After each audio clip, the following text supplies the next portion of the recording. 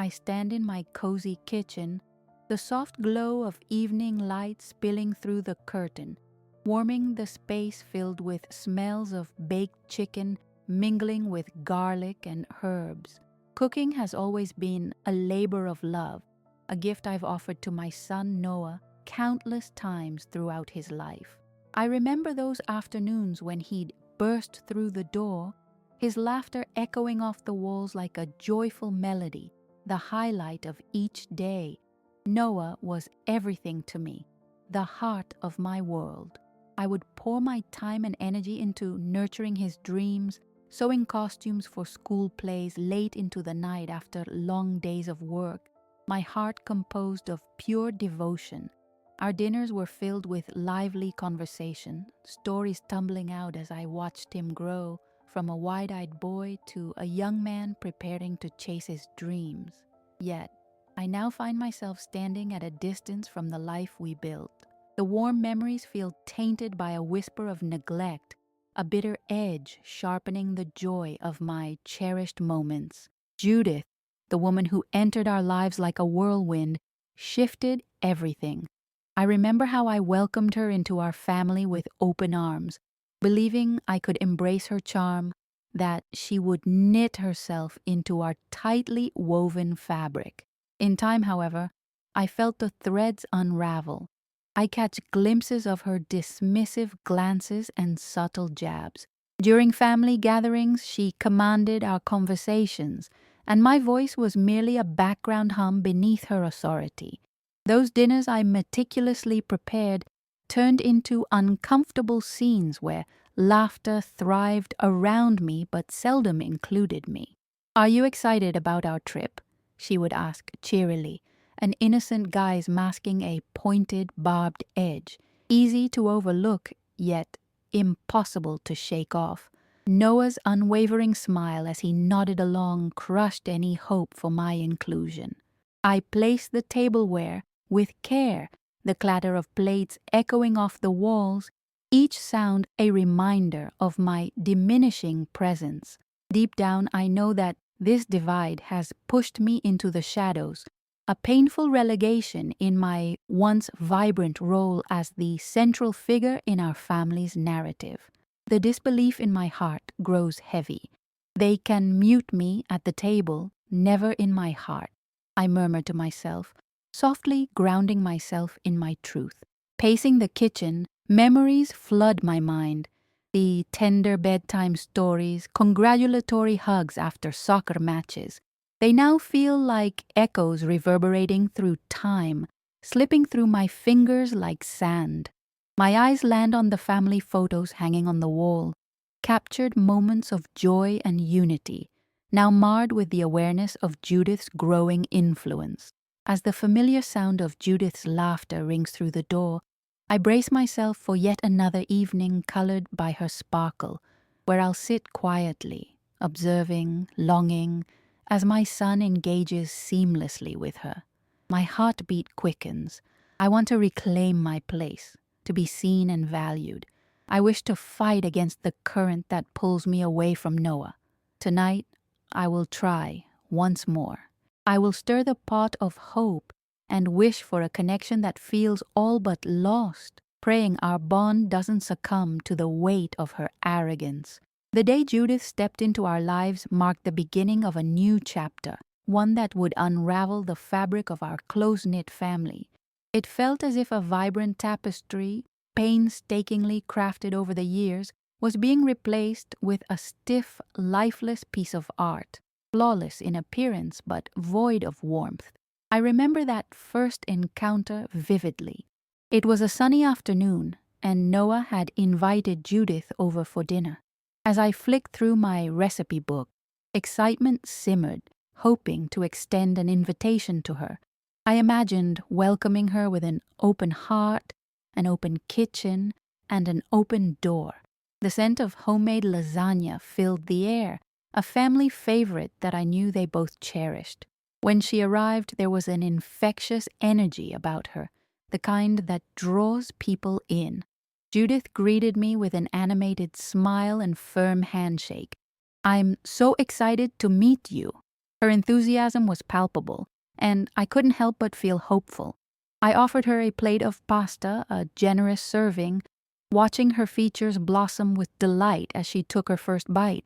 But as the evening unfolded, I began to feel the subtle shift. Noah sat across from us, laughing easily with Judith, while I found myself navigating the conversation alone. Each attempt to contribute felt like shouting into a void, my voice lost among their shared memories. Whenever I spoke, Judith's polite smile would mask the dismissive flickers in her eyes, a sharp reminder that my opinions weighed little in this newfound dynamic. Gradually, her charm began to wear thin, revealing an undercurrent of arrogance that pulled at the edges of my spirit. She would often interrupt, commenting on my cooking with a smirk that left a strain in the air. "Wow, your lasagna is, so traditional," she said once, accompanied by a chuckle that held an invisible sting. I felt the heat rise in my cheeks, ashamed that my years of effort had been reduced to traditional. I'd always prided myself on my culinary skills, treating each meal as an offering of love. Over the next few months, I noticed the air changed when Judith entered the home. Family gatherings soon became tainted by her presence. She reveled in her influence over Noah, guiding conversations and steering decisions as if she held the reins of our family life. The Sunday dinners I once looked forward to became orchestrated events where the harmony that used to encompass our home was overshadowed by the discord Judith brought. "Mom, Judith wants to plan our vacation together," Noah said one evening, his eyes brightening at the prospect. My stomach sank. The thought of family vacations no longer being a shared plan between mother and son felt unnerving. Judith was now taking charge, inviting friends into the mix, and I increasingly found myself on the sidelines, grasping at fleeting fragments of their attention. During one particular birthday celebration for Noah, I dedicated the entire weekend to creating decorations and preparing his favorite cake. The house was transformed with vibrant balloons and heartfelt banners hanging from the ceiling, each element a token of my love. Yet, when Judith arrived, she effortlessly took control, her friends in tow, as they filled the house with their laughter and spirited chatter. I stood awkwardly in the kitchen, the scent of the cake wafting through the air, a solitary presence amidst a sea of noise that I barely recognized. Through the crack in the doorway, I caught sight of Judith wiping icing on Noah's cheek, both of them doubling over in laughter. Jealousy clawed at my insides, and the pang of exclusion grew unbearable. I immersed myself in cleaning, scrubbing at plates as if the act could wash away the feeling of helplessness. The moments of isolation became a daily reality. The blaring silence in our family conversations echoed louder with each exchanged glance Judith directed toward Noah. It was almost as if she had installed an invisible barrier, with every word spoken between them propelling me further away, isolating me to the periphery of their world. The void gaped, and I felt its deepening chasm widen. Still, I clung tight to the love I had for him, unwilling to give up the relationship that meant everything to me. I concocted grand plans to bond more, a beacon of hope I nurtured in my heart. Perhaps a day out together, I thought, dreaming of taking Noah to the botanical gardens he loved so much, a place layered with precious memories, moments that felt like home. But with every plan hatched, Judith's subtle yet profound exclusion left me more vulnerable. My resolve began to crack as I wrestled with the stark realization that my position in his life was deteriorating, overshadowed by someone who had only recently stepped into our world. "Can we go to the gardens this weekend?" I asked Noah one Friday evening as he sat across from me, his face buried in his phone. Silence answered, leaving me feeling small.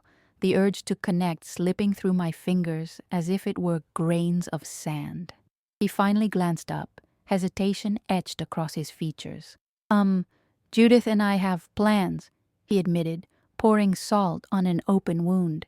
In that moment, all the love I felt for him transformed into a complicated mix of disbelief and pain.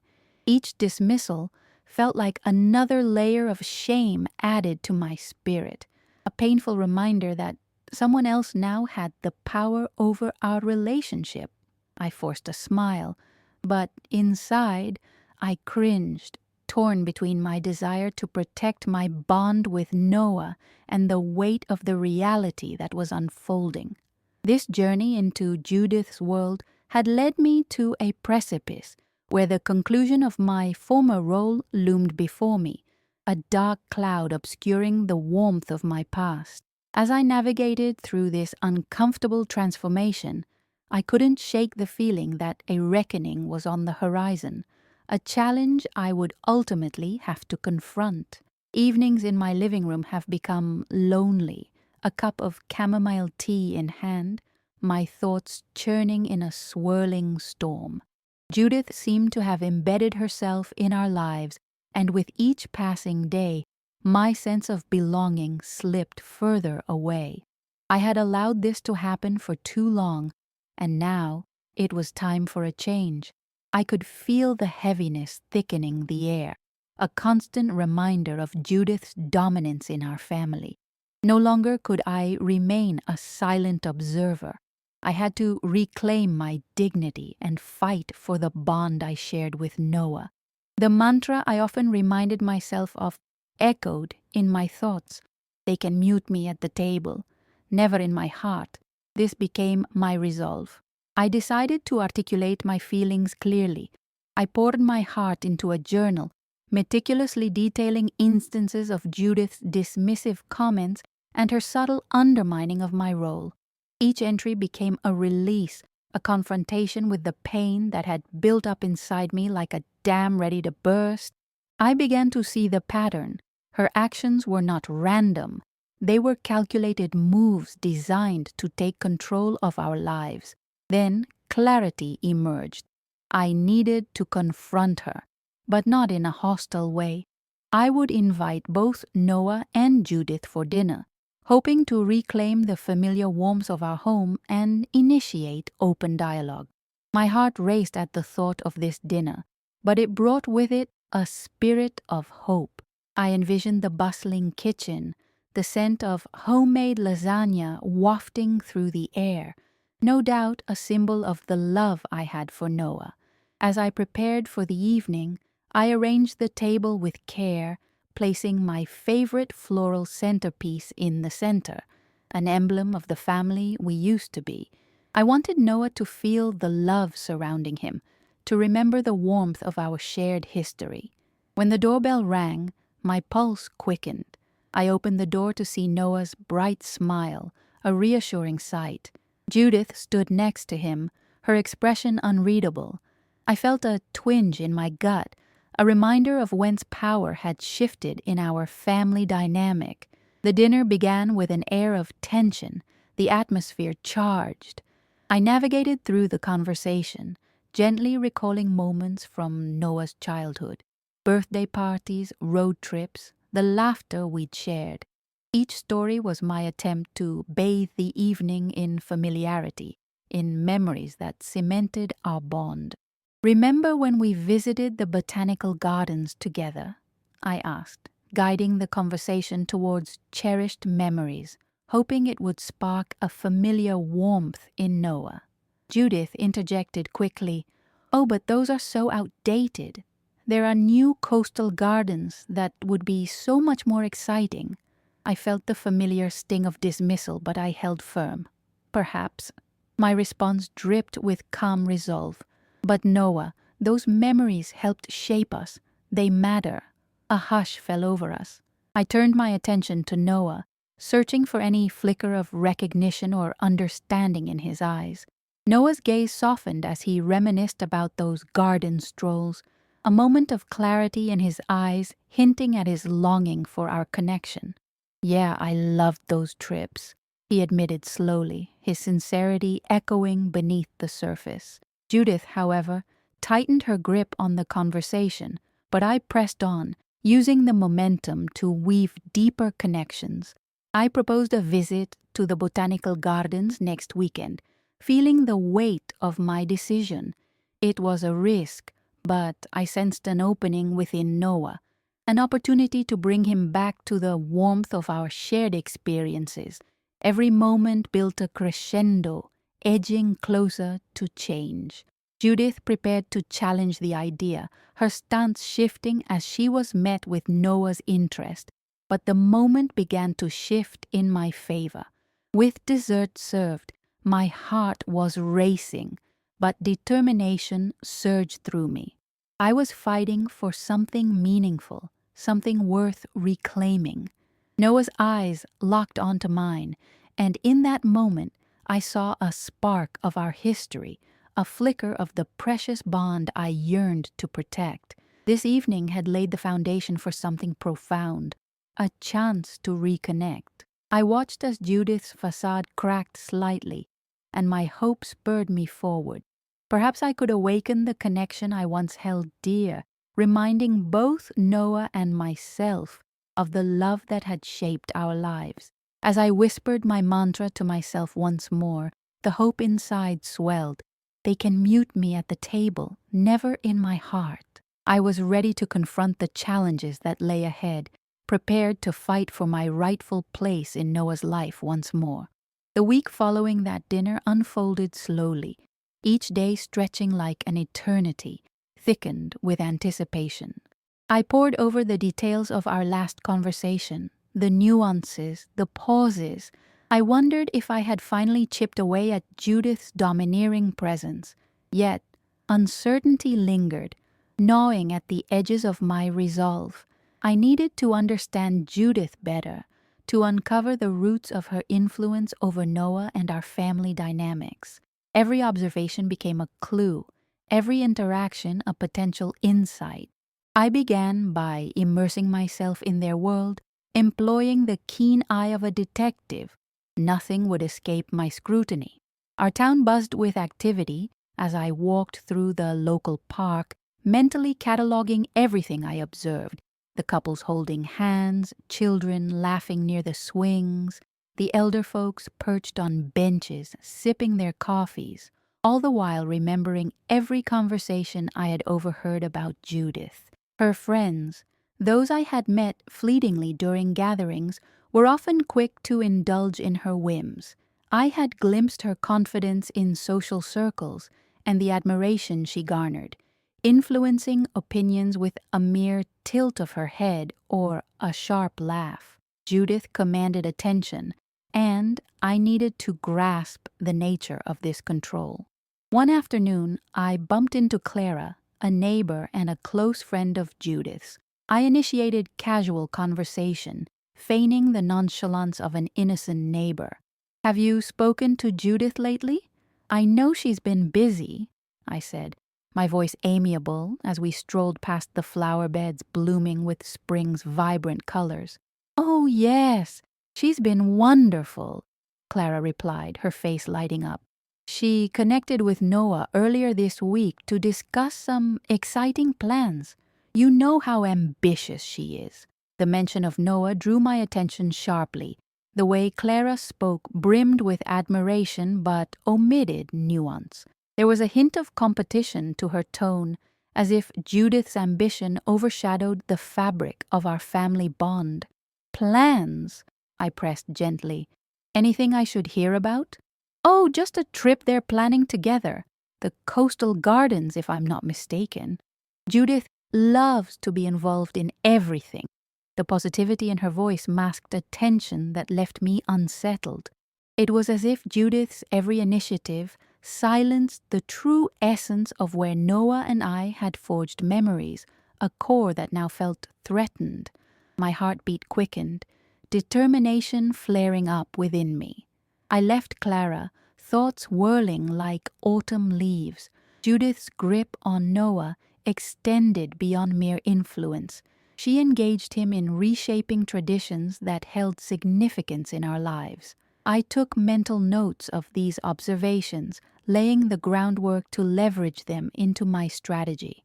Over the next few days, I began gathering concrete details. I monitored their interactions, incorruptible detail woven through everyday life. Texts slipped under the radar, little murmurs that I could barely catch, words exchanged over the ping of an app I rarely saw in Noah's hands before.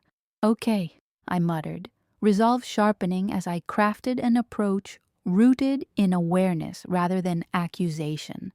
On a seemingly ordinary Wednesday, I brewed a pot of coffee, stimulating the warmth that once brought us all together. The aroma drifted through the air, mixing with tender memories sewn into the fabric of the kitchen. I texted Noah to invite him over for a casual chat, hopeful it would materialize into something deeper. "Hey, can you come by tonight? Just us. I'd love to catch up," I sent, almost feeling the weight of my apprehension dissipate as soon as I pressed send. "Sure, Mom. I'll be there," came his prompt response. When he arrived, I swept aside anxious thoughts, pouring his favorite brew into a mug, his familiar look of appreciation lighting up my heart. As he settled into the warm nook of our living room, I felt a flicker of hope amidst the uncertainty. "Everything okay?" he asked, noticing my contemplative demeanor. "Yeah, it's just been on my mind how we used to spend our time together," I began, crafting my words with care. "I've been thinking about those trips to the botanical gardens." He smiled, and for a brief moment, I noticed his eyes glimmer with recognition. "I loved those trips. Remember how you used to make up stories about the flowers?" "Of course," I said, an idea taking shape within me. This was my opening. What if we could recreate some of those memories, just the two of us? It could be fun. To my delight, Noah's brow furrowed slightly. "Mom, I don't know. Judith has this whole other thing. She's really excited about the coastal gardens," he voiced hesitantly. The mention of Judith's plans twisted in my gut. "I understand, but Noah, those gardens were special for us. Can we make new memories too?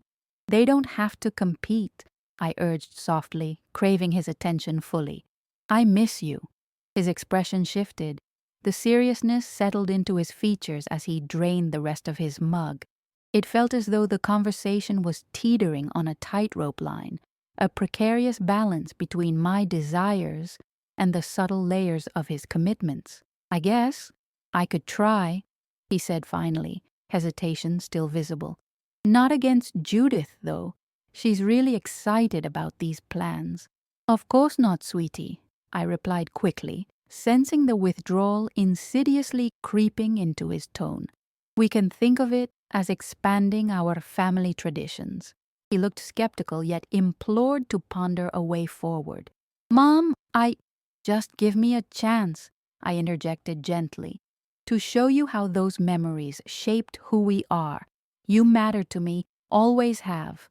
His gaze softened, his barrier cracked for just an instant, revealing a sense of the bond we shared, yet still tinged with the confusion Judith's presence induced.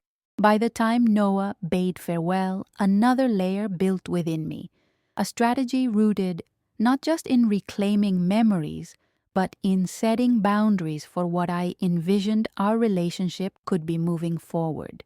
Judith's presence could no longer navigate through our lives unnoticed. As I whispered to myself, "They can mute me at the table, never in my heart," I fortified my determination. I would delve deeper into my investigation, uncovering whatever strings Judith pulled so that we could rise above the shadows and warm ourselves in the light of memories reclaimed. The days stretched into a tense week, each morning beginning with a familiar weight pressing down on my chest. Judith's hold on Noah seemed to seep into every crevice of his life, twisting our shared bond into something unrecognizable. I refused to just sit back and let her influence define our family. It was time to act decisively. I resolved to observe Judith's interactions, piecing together how she manipulated our family dynamic. Each engagement with Noah became a potential window into his thoughts, his vulnerabilities, and my plan took shape. Whenever we were together, I gently broached the subject of Judith. "How's everything with her?" I'd inquire, careful not to sound accusatory. "It's fine, I guess. She's supportive about my work," he'd reply, his tone laced with a hint of uncertainty, as if struggling to reconcile his feelings for her with my concerns.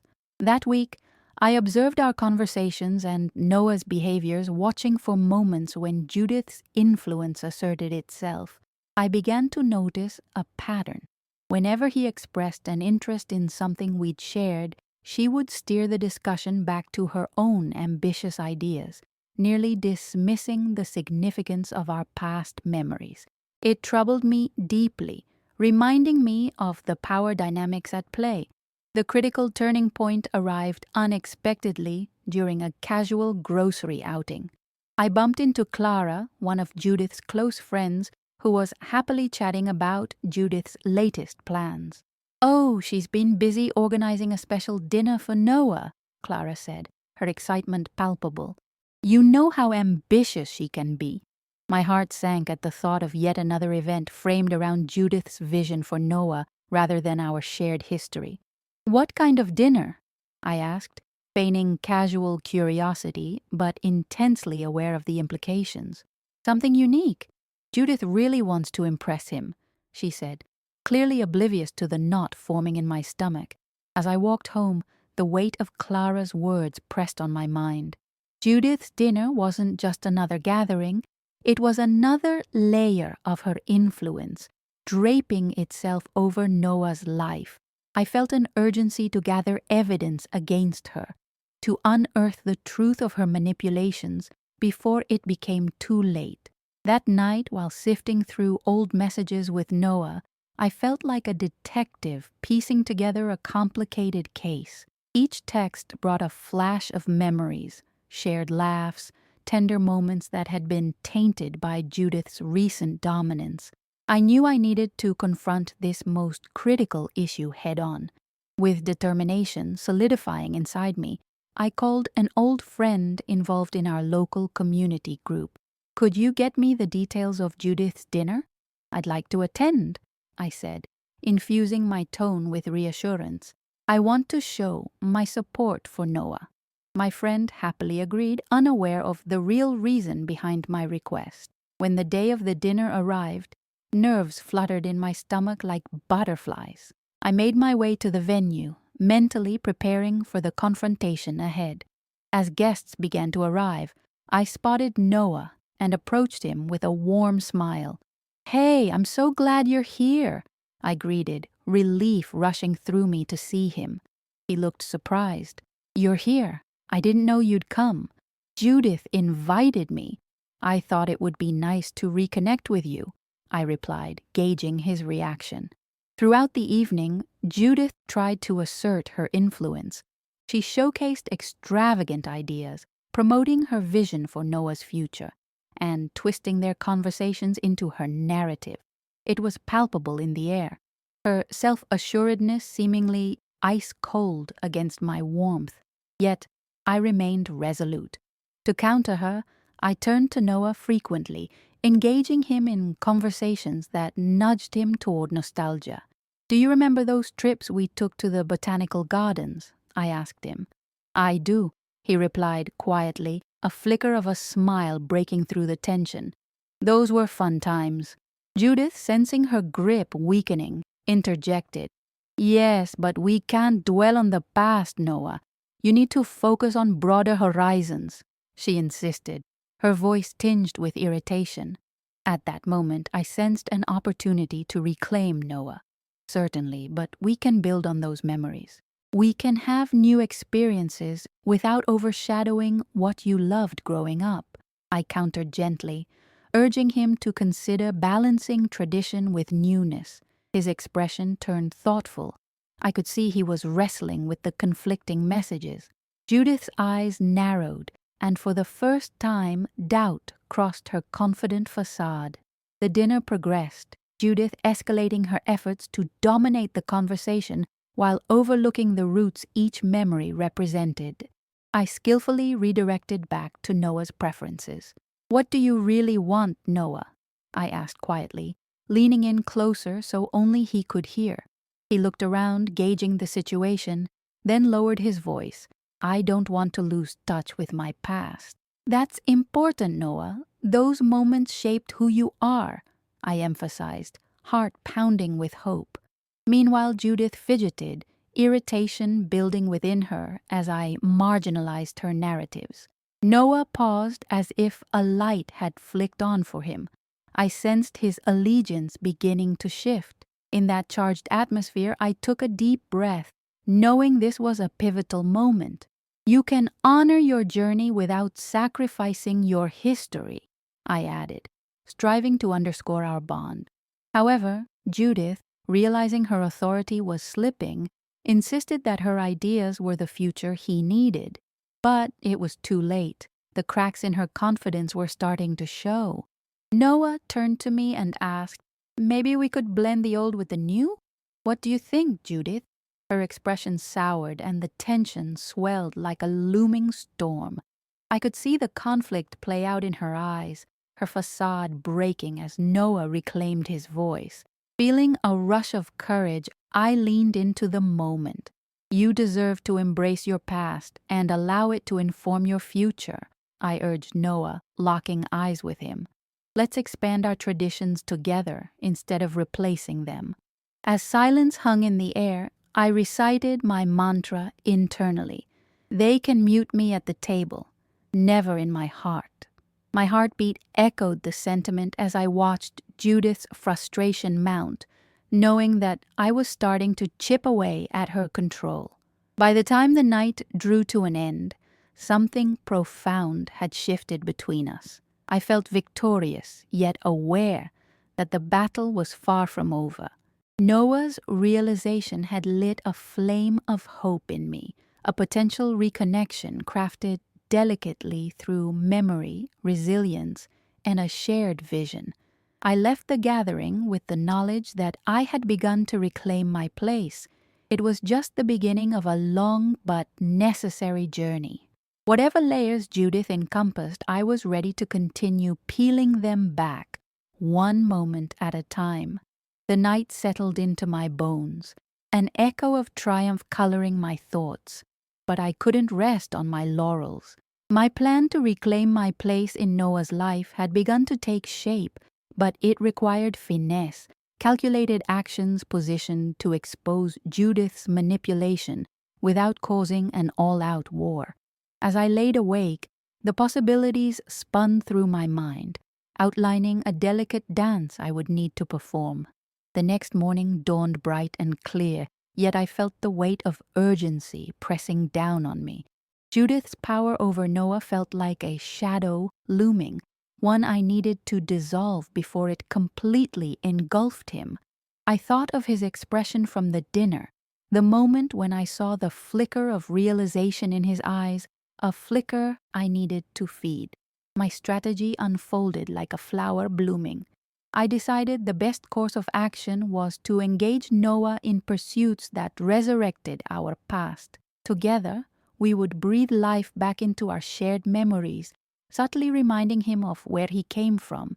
Today would be the perfect day for an outing. I called Noah, laying out my plan with enthusiasm. "How about we go to the old botanical gardens we used to love? I'm free this afternoon." I tried to keep my tone light, eager to sound spontaneous and inviting. Silence lingered on the other end, and I braced for a pushback. "I don't know, Mom. I've got some things to figure out with Judith," he replied cautiously. "Just a few hours, Noah. I'll make your favorite sandwiches and we can stroll the paths.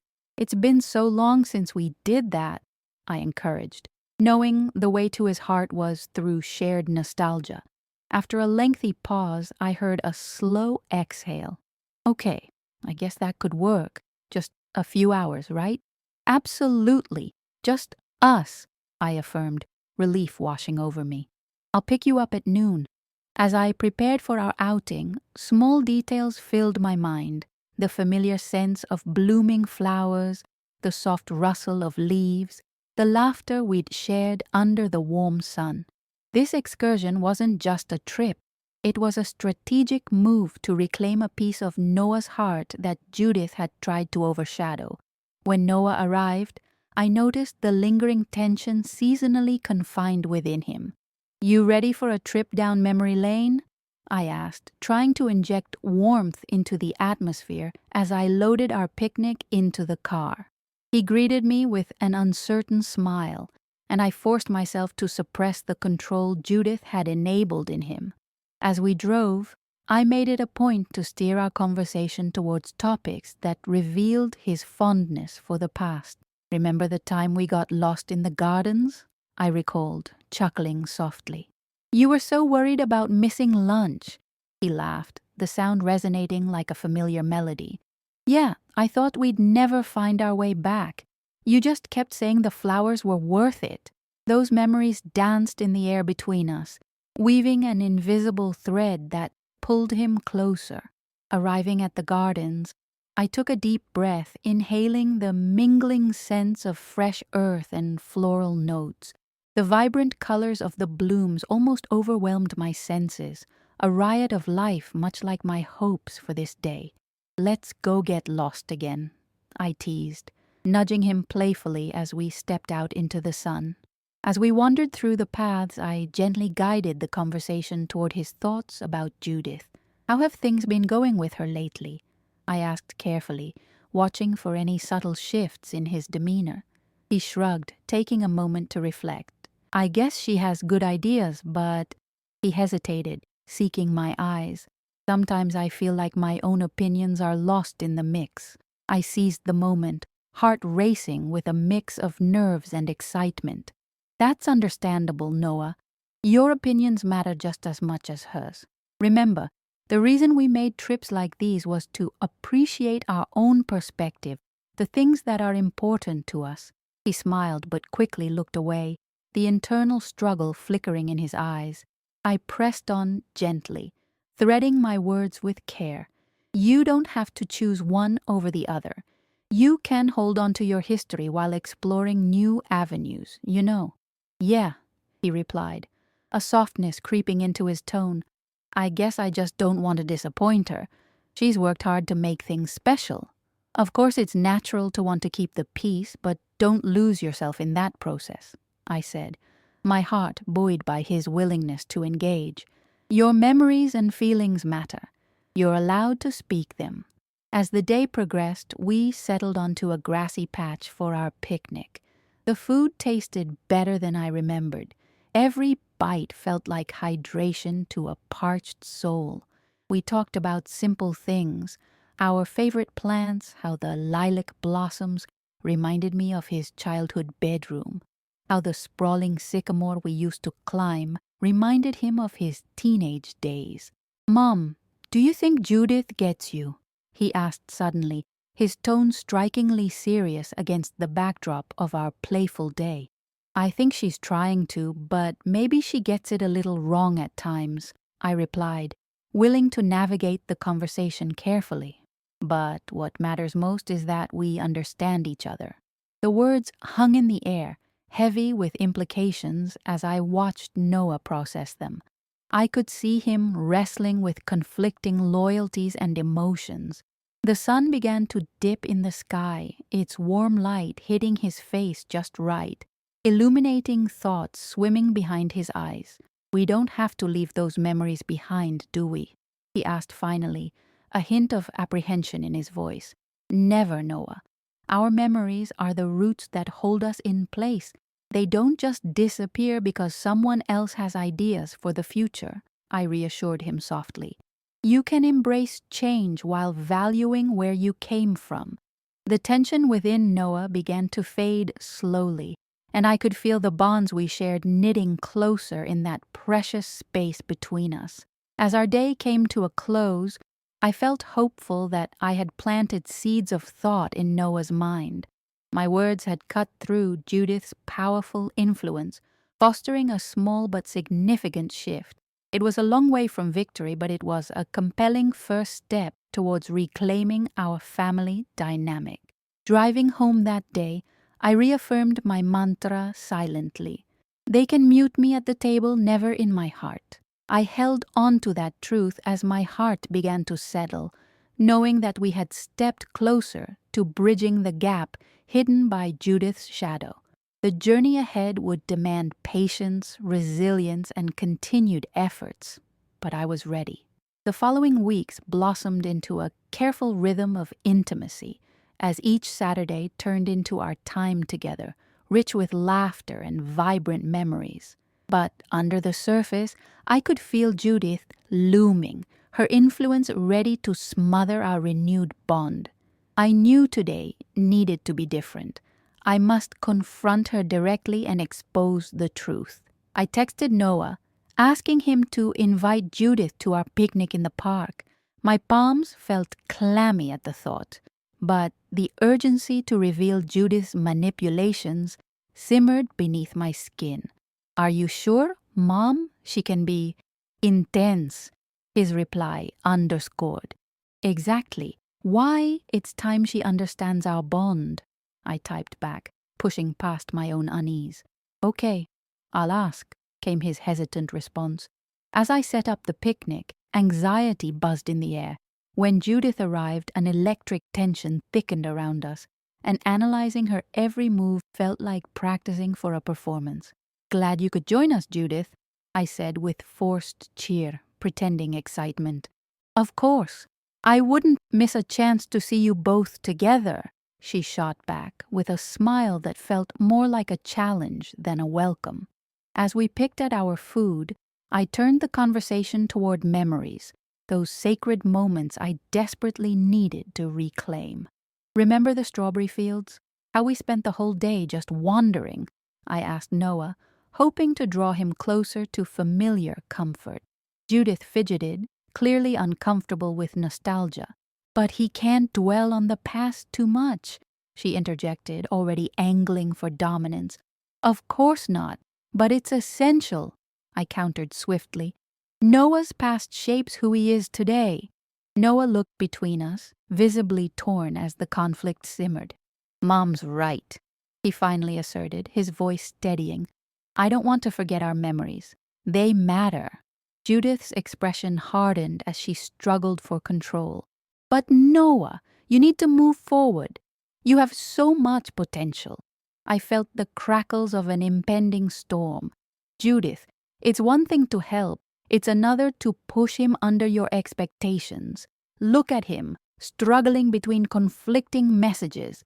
Silence blanketed our picnic, heavy and charged. Noah's face displayed the weight of self-discovery, and I sensed his resolve crystallizing before our eyes. "I just want a chance to be myself," Noah declared, a tone of authority enveloping them both. Judith faltered, her certainty wavering. "You don't mean that," she said, but her voice quivered, revealing her fear beneath the surface. "Honoring my past doesn't mean sacrificing my future," Noah pressed. I seized the moment. "You deserve to embrace who you are without diminishing your history. You are more than just her vision." Judith faltered further, the cracks in her facade widening as Noah reclaimed the narrative. "This picnic is about us, not just your ideas, Judith," he said. I felt a surge of triumph. The barriers we'd built together showed promise of collapsing Judith's control. I spoke my mantra to myself, grounding my resolve. "They can mute me at the table, never in my heart." In that pivotal moment, Noah and I exchanged a glance filled with understanding.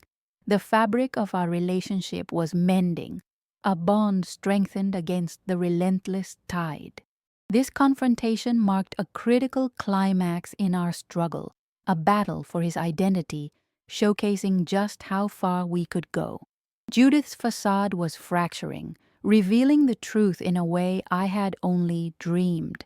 We were reshaping our family dynamic into something durable, and the path now shimmered in front of us, undefined yet hopeful